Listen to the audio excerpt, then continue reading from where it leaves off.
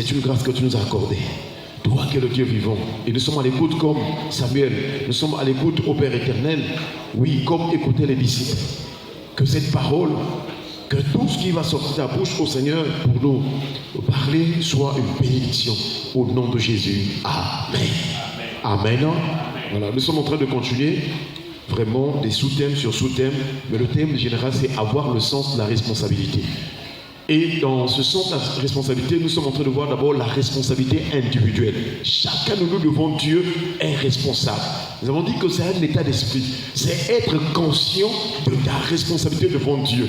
Quand tu marches, parce que nous avons dit que cette responsabilité, c'est de marcher avec Dieu. C'est d'aimer l'Éternel. C'est de le servir. C'est être vraiment au service de Dieu. Cette responsabilité. Donc, c'est là où nous comprenons que tous ceux qui ne servent pas Dieu, tous ceux qui ne vont pas sur la voie de Dieu, en tout cas, ils sont irresponsables. C'est pourquoi dans la Bible, on nous parle des gens qui sont insensés, et aussi d'une part, et aussi d'autre part, on parle de ceux qui sont sages. Et Dieu veut que toi, tu sois un homme comment? Sage. Est-ce qu'on peut acclamer le Seigneur? Et donc la sagesse, nous avons rappelé que c'est la parole de Dieu. La sagesse, l'intelligence, le discernement, la lumière, tout ça, ça vient de la parole. Et si tu écoutes l'instruction, vous allez voir que dans le livre de Proverbes, il commence par cela. Que si le fils écoute l'instruction de son père et les paroles ou les conseils de sa mère, alors ensuite, il donne les récompenses, il donne la promesse. Donc dans ce monde de notre vie sur la terre, nous devons écouter la parole qui est la sagesse de Dieu.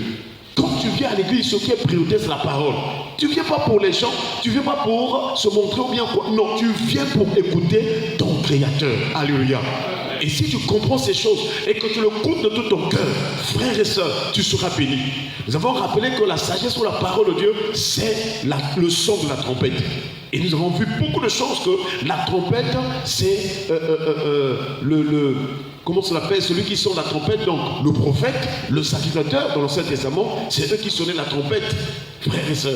Et la trompette avait pour but d'avertir. Pourquoi? Parce que l'épée vient souvent au milieu du peuple de Dieu.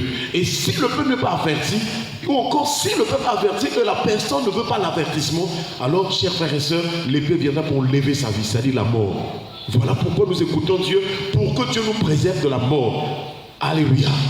Et quand tu écoutes Dieu, tu acceptes la parole prépare ton âme, ton cœur, pour avoir la vie qui ne se tient point, la vie éternelle. Est-ce qu'on peut acclamer le Seigneur?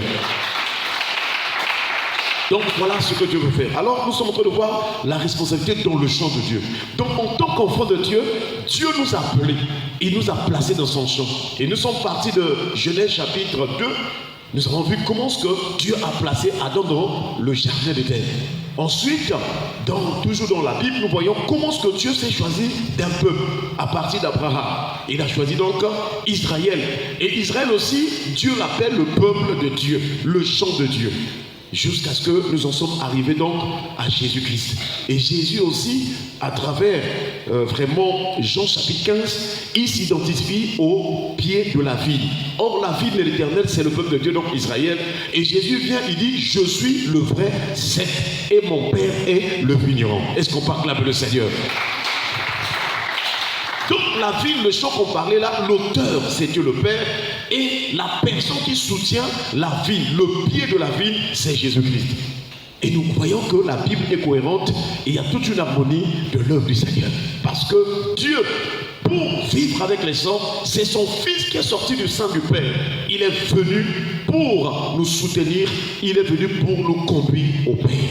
Donc Jésus c'est le pied de la vie et c'est sur ce texte là que nous sommes, chers frères et sœurs. Jean chapitre 15 à partir du verset 1, il dit que je suis le vrai cep, mon Père est le vigneron. Ensuite il montre que tout sarment qui est en moi et qui ne porte pas le fruit, il le retranche. Mais tout sarment qui porte le fruit, il les monte afin qu'il porte encore plus de fruits. Alléluia. Donc le but d'un enfant de Dieu, c'est de porter le fruit. Plus que tu avances, que tes bonnes œuvres augmentent, que les bonnes choses augmentent, que dans ta marche avec Dieu, qu'on voit un changement positif. Tous les jours, quand tu es avec le Seigneur, il faut qu'on voit une croissance, j'allais dire. Et Pierre nous rappelle que désirez le lait spirituel par qui vous croissez pour le salut. Donc quand tu écoutes la parole de Dieu, le but de la parole, c'est de te faire grandir, de te faire croître spirituellement, mais pour le salut, c'est-à-dire pour le ciel. Je ne sais pas si me fait comprendre. Alléluia. Et donc, dans le champ de Dieu, nous avons un pied. Et le cep veut dire le pied de la vie. Le pied veut dire ce qui sert de support. Le pied veut dire ce qui sert de base.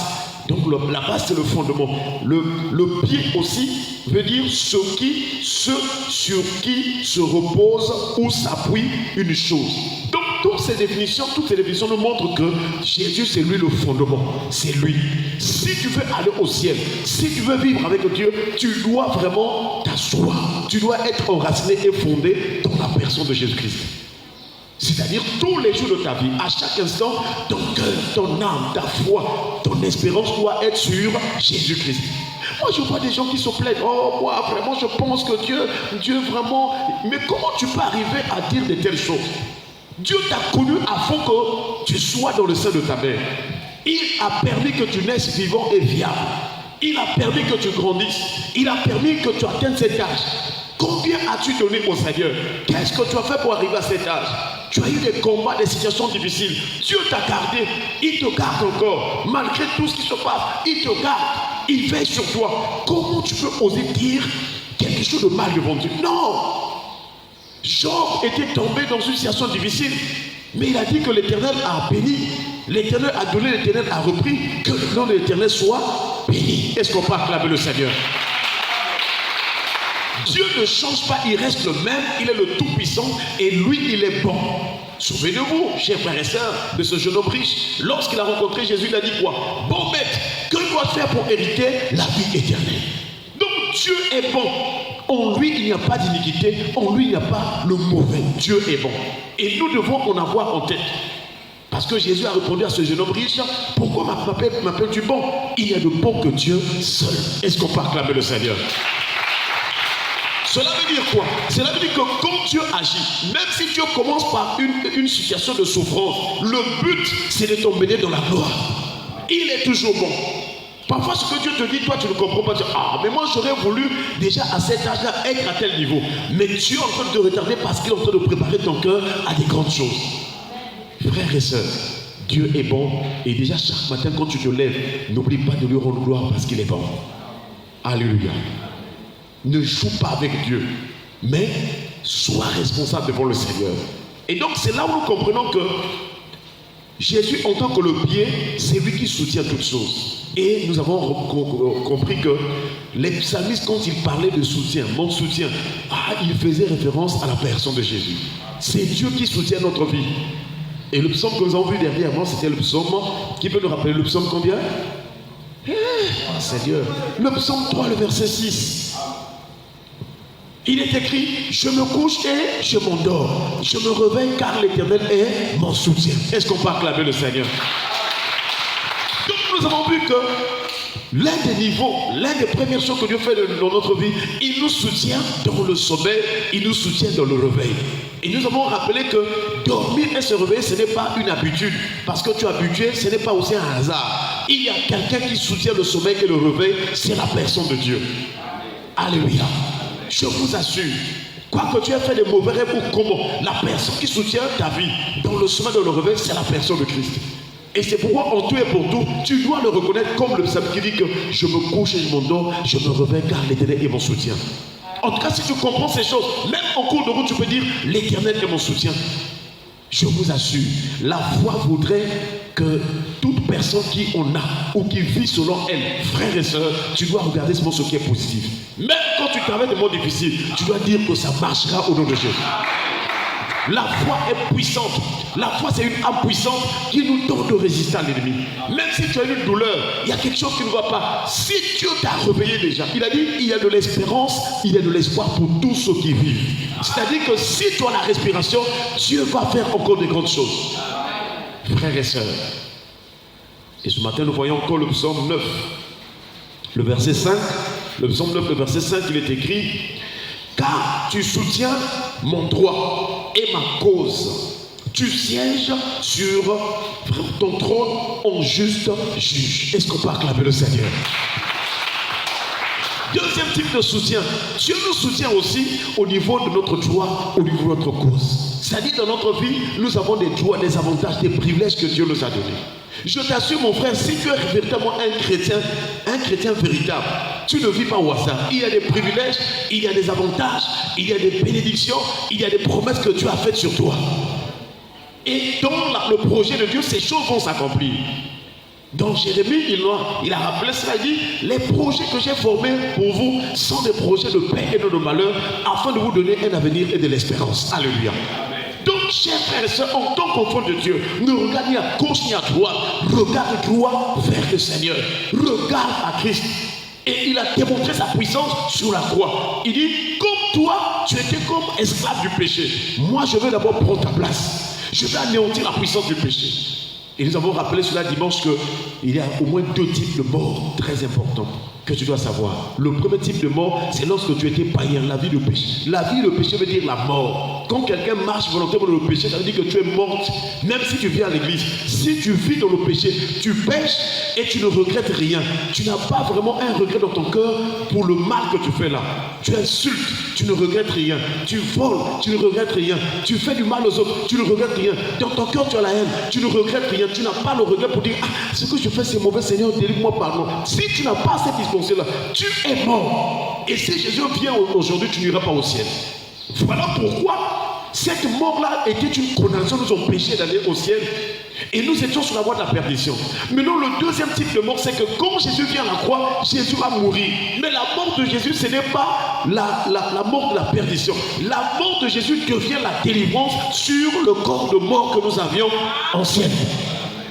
Donc la mort de Jésus vient pour nous délivrer de la mort que nous avions avant. C'est-à-dire le péché. La vie de péché, Jésus vient pour nous délivrer. Et c'est lui, Jésus, qui nous soutient. À cause de cela, frères et sœurs, à cause de l'œuvre que Jésus-Christ a accompli à la croix, nous voyons maintenant que c'est lui qui défend notre droit et notre cause. Est-ce qu'on peut acclamer le Seigneur? C'est-à-dire, désormais, quand le diable, les démons, les gens, les personnes méchantes et tout, qui viennent pour t'accuser, qui viennent pour vouloir te maudire, tu peux maintenant dire que l'Éternel est mon droit. C'est lui qui soutient mon droit et ma cause. C'est-à-dire que Dieu, quand on t'accuse, on t'attaque, on fait toutes sortes de choses, Dieu vient pour intervenir pour ta cause, pour ta situation. Et c'est ce que le psalmiste nous rappelle. Il dit, car tu soutiens mon droit et ma cause. Tu sièges sur ton trône en juste juge. Dieu est au ciel. Son trône, c'est le ciel. Mais là, il exerce des jugements. Alléluia. Frères et sœurs, nous voyons par exemple Bartimée. Bartimée était mendiant aveugle. C'était difficile. Mais quand il a commencé à prier, il y a eu des gens qui ont voulu l'empêcher de prier. Dans ce monde, il y a des gens qui empêchent les autres d'avancer, d'évoluer. Dans ce monde, il y a des gens qui ont des mauvais cœurs. Il ne peut pas voir le bien des autres, frères et sœurs. Mais je voudrais te dire, si tu as le cœur comme le psalmiste, si tu crois que tu es ton soutien, tu t'en sortiras au nom de Jésus. Parce que c'est lui qui soutient notre droit et notre cause. C'est-à-dire, tu dois avancer. Je ne sais pas comment te dire ça, cela. C'est-à-dire qu'il faut que tu sois déterminé. Dans ton esprit, dans ton âme, tu dois dire que moi je réussirai. Parce que j'appartiens au roi des rois. Je suis fils du royaume. Comme Jésus a tout accompli, il a tout payé. Moi, je dois avancer au nom de Jésus.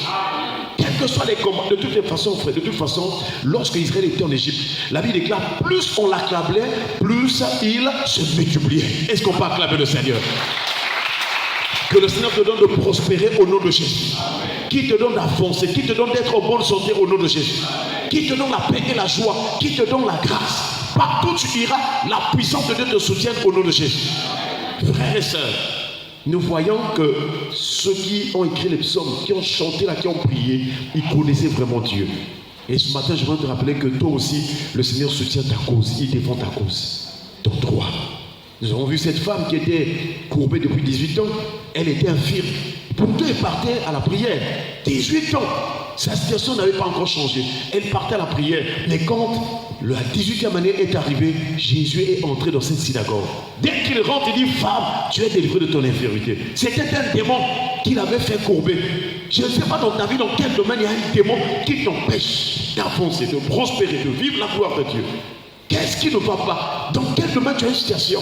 Frères et sœurs, c'est le temps de croire que Christ a tout accompli. Tu dois parler à cette situation, tu dois parler à ce problème, tu dois parler pour dire que toi là, tu dois quitter ma vie au nom de... Frères et sœurs, reçois ta délivrance ce matin au nom de Jésus. Le psalmiste savait, il connaissait son Dieu. Il a dit, car tu soutiens mon droit et ma cause. Cela voudrait dire que tu ne dois pas laisser quelqu'un te bloquer ou bien t'empêcher d'évoluer. Non. Que ce soit dans la famille, en dehors de la famille, non. Chacun de nous a sa piste de course. On peut naître d'une même famille, mais chacun a sa grâce. Que le Seigneur ce matin nous donne de comprendre ces choses et qu'il nous donne de prier comme le psalmiste, de comprendre, de réaliser que Dieu est notre soutien. Et c'est lui qui soutient notre droit et notre cause. Notre Dieu est vivant. Que le Seigneur t'accorde d'avancer. Que ton droit, vraiment, que tu puisses bénéficier de tes privilèges, de tes avantages au nom de Jésus-Christ. Et que le Seigneur te garde. Est-ce qu'on peut acclamer le Seigneur? Baissons les têtes pour la prière. Nous allons remercier le Seigneur pour sa